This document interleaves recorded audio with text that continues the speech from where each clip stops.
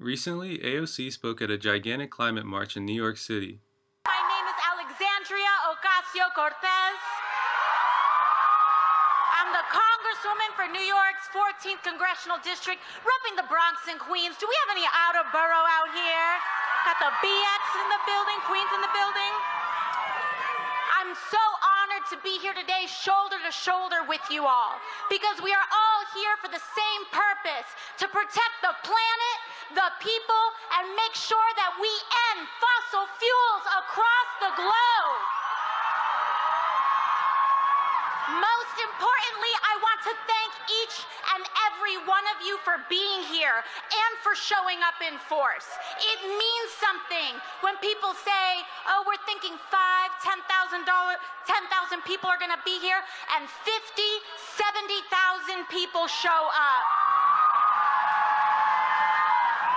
That means something, because we are in rooms, and I'm in rooms in Washington all the time, where people say that they have a commitment to this issue, but we need urgency on this issue right now, right now.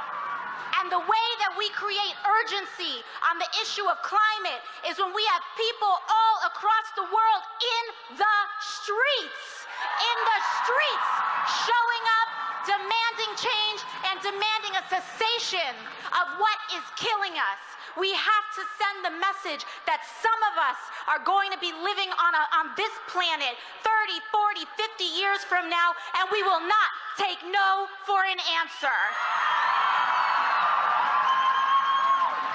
Climate must be a centerpiece of inside and outside organizing, an electoral and a popular force that cannot be ignored.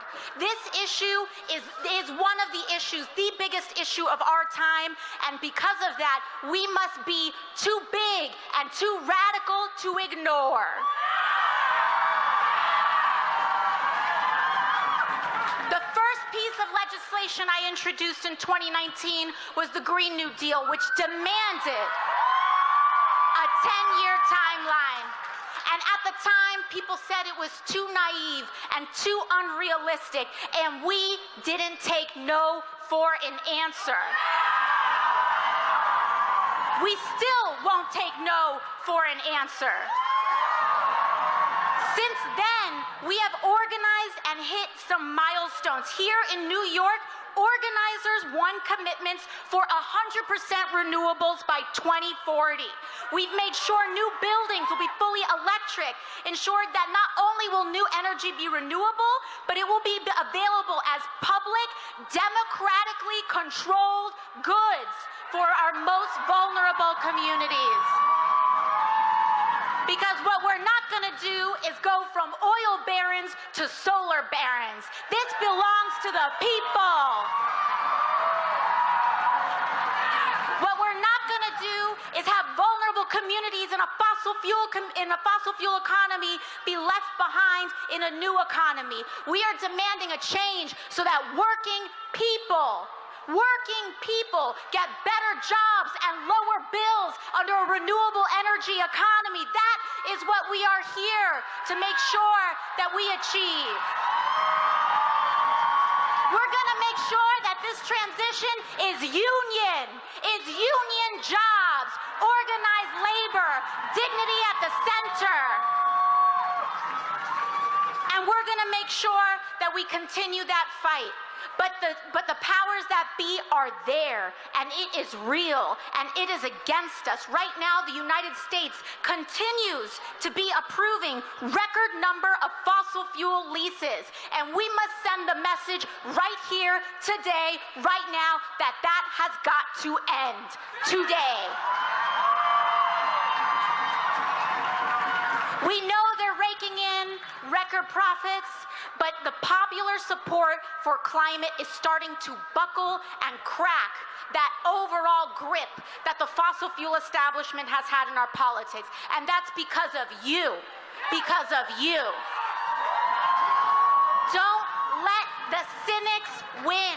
The cynics want us to think that this isn't worth it. The cynics want us to believe that we can't win. The cynics want us to believe that organizing doesn't matter, that our political system doesn't matter, that our economy doesn't matter. And we're here to say that we organize out of hope. We organize out of commitment. We organize out of love. We organize out of the beauty of our future. And we will not give up. We will not let go. We will not allow cynicism to prevail. We will not allow our visions of a collaborative economy, of dignity for working people, of honoring the black, brown, indigenous, white working class. We will not give up. And that is what we are here to do today, to tell our leaders, from President Biden to the UN General Assembly, to all of our elected officials, that we demand a change. It will happen now. It begins today. It is occurring today, and it's because of you. Thank you, everybody. Thank you. Keep marching, and we're going to accomplish this. See ya. According to Democracy Now!, 75,000 people attended the climate march in New York City, and according to the New York Times, the goal of the climate march was to demand President Biden and other world leaders stop new oil and gas drilling.